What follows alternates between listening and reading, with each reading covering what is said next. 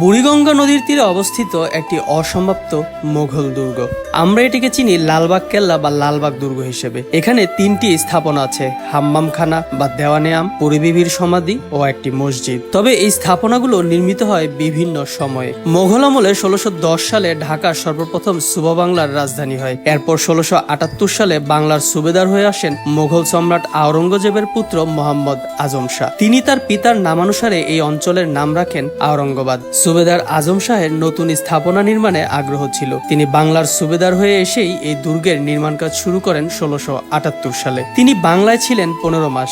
এর মধ্যে এই দুর্গের প্রধান দুটি স্থাপনা মসজিদ ও দরবার হলের নির্মাণ কাজ শেষ হয়। আর এই অঞ্চলের নামে তখন এই দুর্গের নাম হয় কেল্লা আওরঙ্গাবাদ। এরপর মারাঠা বিদ্রোহ দমনের জন্য সুবেদার আজম শাহ তার পিতা সম্রাট আওরঙ্গজেবের ডাকে দিল্লি চলে যান, আর থেমে যায় দুর্গের নির্মাণ কাজ। এরপর বাংলার সুবেদার হয়ে আসেন সম্রাট আওরঙ্গজেবের মামা শায়েস্তা খাঁ। তিনি ১৬৮০ সালে দুর্গের নির্মাণ কাজ পুনরায় শুরু করেন। শায়েস্তা খাঁর কন্যা ইরানদক বা পরিবিবির সাথে বিয়ে ঠিক হয় সুবেদার আজম শাহের, কিন্তু ১৬৮৪ সালে হঠাৎ করেই পরিবিবি মৃত্যুবরণ করেন। তখন শায়েস্তা খাঁ এই দুর্গকে অপয়া মনে করে এর নির্মাণ কাজ বন্ধ করে দেন। তিনি তার কন্যা পরিবিবিকে সমাহিত করেন এই দুর্গের হাম্মামখানা এবং মসজিদের মাঝে। আর লালবাগ কেল্লার ভেতরে থাকা প্রধান তিনটি স্থাপনার তৃতীয়টি হলো এই পরিবিবির সমাধি। এখানে একই সাথে মার্বেল পাথর, কোষ্টি পাথর, বিভিন্ন রঙের টালি ব্যবহার করা হয়েছে। বাংলাদেশের আর কোনো প্রাচীন স্থাপনায় একসাথে এত দামি পাথরের ব্যবহার দেখা যায়নি। এছাড়া সমাধির উপরে গম্বুজ ছিল